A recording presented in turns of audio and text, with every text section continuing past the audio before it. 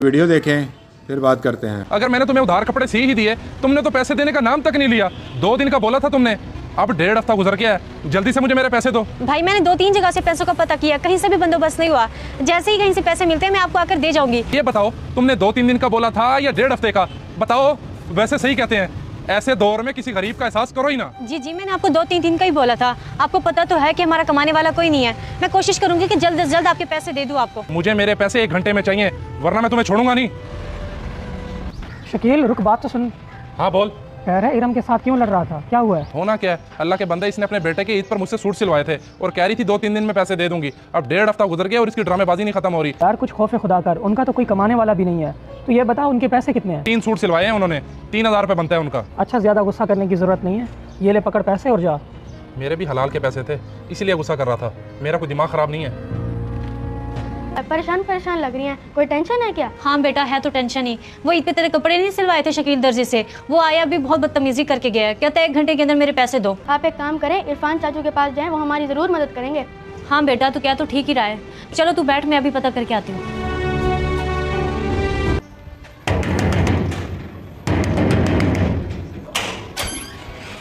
वो इरफान भाई हादी के सूट सिलवाए थे ईद पे शकील दर्जी से। मैंने कहा था कि कुछ दिन बाद पैसे दे दूंगी, लेकिन वो आज आया, उसने बहुत बदतमीजी किया और घंटे का टाइम दिया है। कहता है कि पैसे ना दिए तो तुम्हें नहीं छोड़ूंगा। आप मेहरबानी करके मुझे 3000 दे दें, बहुत मजबूरी में आई हूँ। पैसे तो मैं तुम्हें दे देता हूँ मेरी बहन, लेकिन शकील दर्जी को भी एहसास करना चाहिए कि तुम लोगों के तो सर पे भी कोई नहीं है। ये लो 3000 और मारो उसके मुँह पे।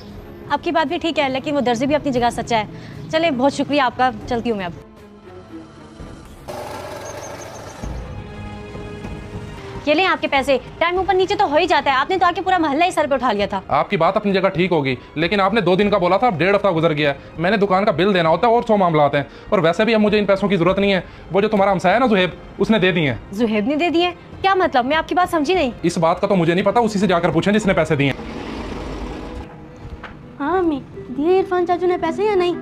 हाँ बेटा, इरफान चाचू ने तो पैसे दे दिए थे, ये देख। और जब ये पैसे मैं शकील दर्जी को देने गई तो वो कहता आपके पैसे तो जुहेब ने दे दिए हैं। जुहेब ने दे दिए अम्मी? वो कैसे, उसको कैसे पता लगा है? बेटा यही बात तो मुझे खुद अभी तक समझ नहीं आई कि उसने क्यों दिए हैं पैसे। अम्मी फिर तो आपको पता करना चाहिए था ना। बल्कि मैं तो कहता हूँ आप अभी जाएं और उससे पूछें, उसका शुक्रिया भी अदा करें। अच्छा चलो, मैं पूछ के आती हूँ। जी इरम बहन, खैरियत से आई हैं? जी खैरियत से आई हूँ। वो शकील दर्जी को पैसे आपने दिए हैं क्या? जी बहन, मैंने दिए हैं। जब वो आपको आपके दरवाजे पे आके बातें सुना रहा था तब मैंने सब सुन लिया था और मुझसे बर्दाश्त नहीं हुआ, इसलिए मैंने दे दिए। ये सही कहते हैं, ये दुनिया सिर्फ अच्छे लोगों की वजह से कायम है। बाकी मुझे समझ नहीं आ रहा मैं आपका शुक्रिया अदा कैसे करूँ। शुक्रिया की कोई बात नहीं है, आप रिलैक्स होकर घर जाएं और आइंदा भी किसी चीज़ की ज़रूरत हो तो आप मुझे बता सकते हैं। ये लोग बहुत जालिम हैं, इनको पैसे दे दो वरना ये मुझे जान से मार डालेंगे। अम्मा मुझे बचा लो। हाँ सुन ली बुढ़िया तूने अपने बेटे की आवाज। अब बता, करती है पैसों का बंदोबस्त या इसको टपका दे? टपका के टपकाएंगे इसको। नहीं, कुछ मत करना मेरे बेटे को। मैं जैसे तैसे करके पैसों का बंदोबस्त करती हूँ, बस मेरा बेटा मुझे जिंदा सलामत लौटा दो। चल अब पैसे लेके पुराने खंडर वाले जंगल के पास आ जा। और सुन बुढ़िया, अगर कोई चालाकी करने की कोशिश की या पुलिस के पास पहुंची तो फिर वापसी पे अपने बेटे के लिए कफन भी लेती जाइयो।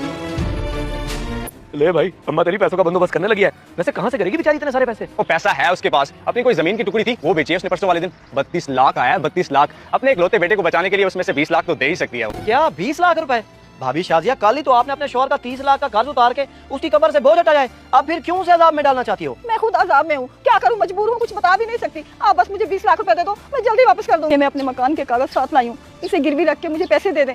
अगर मैं आपको पैसे ना दे सकी तो इस मकान को बेचकर पैसे वसूल कर लेना। आप बताओ आपकी क्या मजबूरी है? बात असल में ये है कि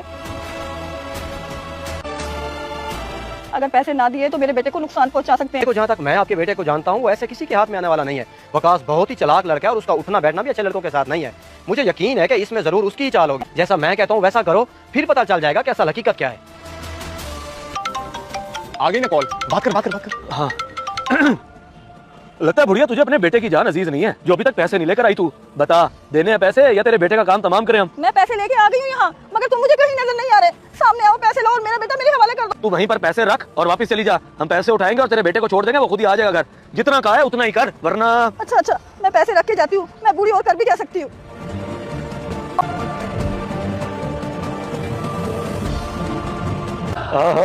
पैसे ही पैसे, मैं तो जल्दी से जाके नया मोबाइल निकलवाऊंगा। ये क्या हुए, इसमें तो कोई पैसे नहीं है। ये कोई कागजात और साथ कोई पेज पड़ा है। ये क्या है यार, तेरी अम्मा हमारे साथ ड्रामा कर गई। ये क्या बकवास कर रहा है तू? ये सारे कागजात क्यों हैं, ये पेज? बेटा, मैं तुम्हारी माँ तो नहीं, मगर फिर भी एक माँ की तरह तुमसे हाथ जोड़कर मिन्नत करती हूँ। मेरे बेटे की जान बख्श दो। मुझे बेवा का मेरे बेटे के सिवा कोई नहीं है। एक शौहर था, वो तो गुजर गया, उस पर 30 लाख का कर्ज था। मैंने अपनी ज़मीन बेचकर उसकी कब्र का बोझ हल्का किया। हाँ, मेरे पास सिर्फ एक यही घर बचा है, छोटा सा। इतनी जल्दी मैं इसे बेच तो नहीं सकती, इसलिए घर के कागज़ तुम्हें दे रही हूँ। मैं घर छोड़कर जा रही हूँ, खुद सड़क पर रह लूँगी, मगर अपने बेटे के बगैर नहीं रह सकती। तुम आकर घर पर कब्जा कर लो या चाहे घर बेचकर पैसे ले लो। बस तुझे क्या हो गया है? गई भैंस पानी में। ये कागजात कोई आम कागजात नहीं है, मेरे घर के कागजात हैं। अच्छा ठीक है, मुझे क्यों काट रहा है? मेरा क्या कसूर है? तू ऐसा कर, ये कागजात उठा और घर जा। अम्मा को कहियो कि ये खत पढ़ने के बाद ना उन्होंने मुझे सब कुछ देकर जाने दिया है। जल्दी उठ जा, ये ना हो कि अम्मा घर छोड़ के चली जाए। जल्दी उठ। अम्मा, मेरा बेटा, मेरा वकास, माँ सदके जाए, माँ मारी जाए। ठीक तो है ना तू? अल्लाह का लाख लाख शुक्र है बेटा जो तू सही सलामत घर आ गया। पैसा, जमीन और घर तुझसे ज्यादा कीमती तो नहीं है ना मेरे लिए। चला, मैं तुझे मीठ रोटी बना के देती हूँ, भूख लगी होगी तुझे। मेरा हाथ थक गया तुझे हवा दे दे के, और तुझे नवाब को नींद नहीं आ रही। सो जा चुप करके। भाई पंखा ही ले आया हूँ मैं। इलेक्ट्रिशियन तो माना नहीं, शुक्र है ये पंखा मिल गया। किसने दे दिया? कौन इतना मेहरबान हो गया जिसने इतनी गर्मी में तुम्हें अपना पंखा उठा के दे दिया? वो एक बहुत अच्छा दोस्त है मेरा, उससे लेके आया हूँ। पंखा चलाओ और हवा लो, किन बातों में लगी हुई हो? दूसरी चार पे निकाल के रखो और मेरे लिए ठंडा पानी लेके आओ। अमजीद साहब और हारिस भाई, मुझे मस्जिद का फर्शी पंखा नहीं दिखाई दे रहा। मेरे ख्याल से चोरी हो गई, क्योंकि मैं तो पूरी मस्जिद देख आया हूँ। मस्जिद से कौन चोरी कर सकता है? ऐलान करें, हो सकता है कि पंखा मिल जाए, किसी ने देखा हो चोर को। हाँ, ये ठीक रहेगा, मैं ऐलान करता हूँ। मस्जिद का फर्शी पंखा चोरी हो चुका है। जिस किसी ने भी चोर को पंखा लेकर जाते हुए देखा हो, थोड़ी मस्जिद में इत्तला करे। तुम ये पंखा मस्जिद से चोरी करके आए हो, और हमें कहा कि मैं अपने दोस्त से लेके आया हूँ। नसीर बाहर निकल, मैं कहता हूँ जल्दी से बाहर निकल। मैंने खुद देखा है तुझे मस्जिद से पंखा लेकर जाते हुए। चल बाहर आ, सारे मोहल्ले वाले तेरा इंतजार कर रहे हैं। चल, पकड़ा गया चोर, आप पूछे इसे। तो छोड़ यार तनवीर, मैंने कोई पंखा चोरी नहीं किया। मेरे घर का पंखा खराब हो गया था, गर्मी से मेरे बेटे की हालत खराब थी। मैं तो मस्जिद में इमाम साहब से पैसे उधार लेने गया था। इमाम साहब थे नहीं वहाँ पे, पंखा सामने पड़ा था तो मैं बगैर बताए ले आया। मैं तो कहता हूँ अभी पुलिस को बुलाते हैं और इसे पुलिस के हवाले करते हैं। जब मैं कह रहा हूँ कि मैंने पंखा चोरी नहीं किया, तो आप लोगों को मेरी बात पे यकीन क्यों नहीं आ रहा? मेरे बच्चे की हालत खराब थी, मैं मजबूर था, परेशान था। लेकिन उससे पहले मेरे साथ क्या हुआ आप लोग नहीं जानते। देख तो सही बेटे की क्या हालत है, पहले इतना कमजोर है, अगर गर्मी बर्दाश्त ना कर पाया तो। देखी है मैंने उसकी हालत, इसलिए परेशान हूँ। सोच रहा हूँ कि इस टाइम इलेक्ट्रिशियन कहाँ से ढूंढ के लाऊं। अगर इलेक्ट्रिशियन मिल भी गया तो उसको देने के लिए मेरे पास पैसे नहीं है। करता हूँ कुछ ना कुछ। तुम वो हाथ वाला पंखा उठा के उसको हवा दो। अमजद भाई, बड़ी परेशानी में आया हूँ आपके पास। मेरे घर का पंखा खराब हो गया है, अगर आप मुझे उधार दे दें तो मैं आपको जल्दी वापस कर दूंगा। बड़ी मेहरबानी होगी आपकी। और बस आगे कुछ बोलने की जरूरत नहीं है, मुझे तुम्हारी सारी कहानी समझ आ गई है। मांगने का नया तरीका ढूंढ लिया ना तुमने। झूठ नहीं बोल रहा, मुझे सच में ही पैसों की जरूरत है। और जाओ जाके कोई काम धंधा ढूंढो। मेरे मुंह पे कहीं तुम्हें बेवकूफ लिखा नजर आ रहा है जो मैं तुम्हारी बातों में आ जाऊंगा।